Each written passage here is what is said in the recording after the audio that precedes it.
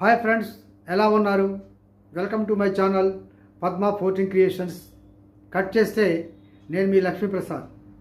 మనలో చాలామంది ఫీల్ అవుతుంటారు, ఈ కష్టాలు నాకే ఎందుకు వస్తున్నాయని, నా టైం ఎందుకు బాగుండటం లేదని కూడా బాధపడుతుంటారు. అయితే ఈ చిన్న కథ వింటే మాత్రం మన ఆలోచనలో కాస్త మార్పు రావచ్చు అనుకుంటున్నాను. ఒక్కసారి ఈ కథ ఏంటో వినండి.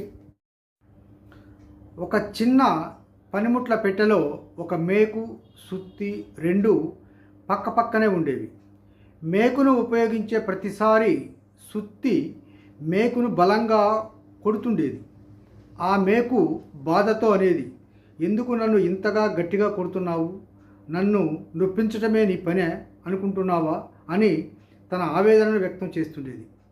సుత్తి మృదువుగా నవ్వి మేకుతో ఇలా అంది, నేను నిన్ను కొడుతున్నానని నీకు అనిపిస్తున్నా, నిజానికి నిన్ను బలంగా నిలబెట్టడానికి ఇలా చేయటం తప్పదు నాకు. నువ్వు గట్టిగా నిలబడితేనే కదా నిన్ను నమ్ముకున్నవారు సురక్షితంగా ఉన్నామనే భావనతో ఉండగలుగుతారు. నీకు నొప్పి కలిగించడం అనేది నీ శక్తిని, నీ విలువను పెంచే ప్రక్రియలో ఒక భాగం అని సుత్తి చెప్పుకొచ్చింది. అంతేకాకుండా నిన్ను కొట్టే సమయంలో నాకు కూడా నొప్పి పెడుతున్నప్పటికీ మనం ఈ నొప్పి బాధ తట్టుకుంటూ నిలబడితేనే మనం సృష్టించబడిన కారణానికి, మన జీవితానికి సార్థకత. కాబట్టి నొప్పి తట్టుకుంటూ నేను కొట్టాల్సిందే, నువ్వు గోడలో దిగిపోయి నిలబడాల్సిందే అని చెప్పింది సుత్తి. సుత్తి మాటలు విన్న మేకుకు జ్ఞానోదయం కలిగి అనుకుంది, అవును నిజమే కదా, నేను ఓపికగా ఉండకపోతే ఎవరికి ఉపయోగపడలేను కదా.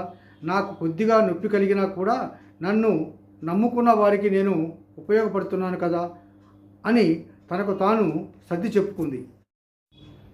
అప్పటి నుండి సుత్తి కొట్టినప్పుడు ఆ దెబ్బలకు బాధపడటం మానేసి సహనమే తన అసలైన శక్తి అని గ్రహించి, నేను స్థిరంగా నిలబడటం వల్లనే ఇంకా కొందరికి ఉపయోగపడగలుగుతున్నాను అని పాజిటివ్ ఆలోచనతో ఉండటం అలవాటు చేసుకుంది.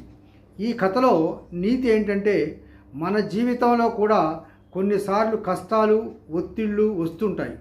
ఇవన్నీ తాత్కాలికం. అవి మనల్ని నొప్పించేవి అనిపించినా నిజానికి మనలోని అంతర్గత శక్తులన్నీ బయటకు తీసి మనల్ని మరింత బలంగా, స్థిరంగా మార్చుతాయి. సహనంతో కష్టాన్ని భరించే స్వభావం మనకు గొప్ప ఫలితాలను ఇస్తుంది. మనం నిలబడటమే కాకుండా 10 మందికి ఉపయోగపడాలనుకునే ఆత్మవిశ్వాసం మనలో పెరుగుతుంది. ఈ వీడియో నచ్చితే లైక్ చేయండి, షేర్ చేయండి, సబ్స్క్రైబ్ కూడా చేయండి. మీ సలహాలు, సూచనలు కామెంట్ బాక్స్లో మాకు తెలియజేయండి. సర్వే జన సుఖినో భవంతు. అందరూ బాగుండాలి, అందులో మనం ఉండాలి.